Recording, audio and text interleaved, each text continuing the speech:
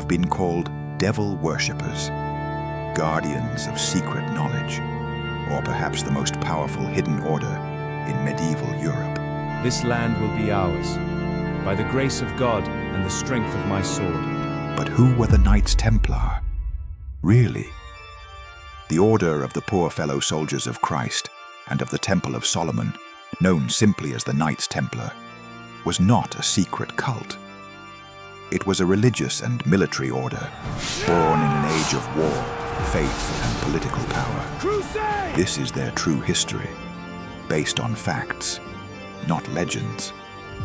In the year 1099, Christian armies captured Jerusalem during the First Crusade.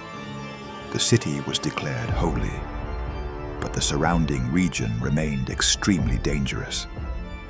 Pilgrims traveling from Europe to Jerusalem were often robbed, attacked, murdered. There was no organized protection, and it was in this chaos that a new kind of knight was born. In 1119, a French nobleman named Hugues de Payens, together with 8 other knights, founded a new order. Their mission was simple: to protect Christian pilgrims on the roads to Jerusalem. They called themselves the Poor Fellow Soldiers of Christ. They took monastic vows: poverty, obedience, chastity. But unlike monks, they carried weapons. The King of Jerusalem granted them lodging on the Temple Mount, believed to be the site of the ancient Temple of Solomon. From this location, their name was born, the Knights Templar. At first, the order struggled for recognition.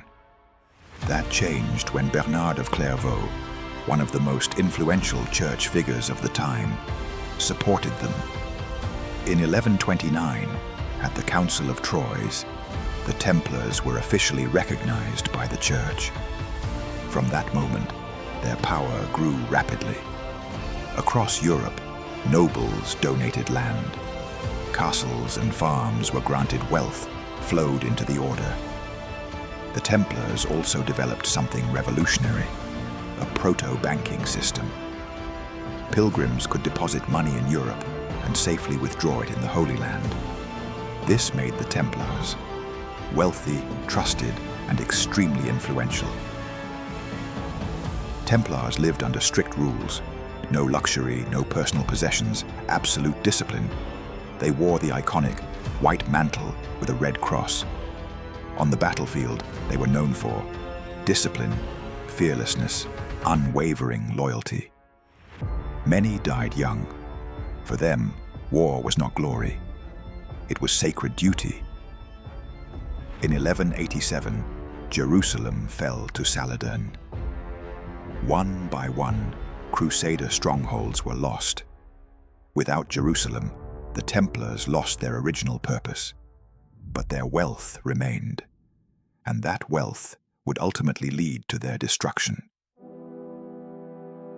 The French king Philip IV, known as Philip the Fair, was deeply in debt, and his largest creditors were the Templars.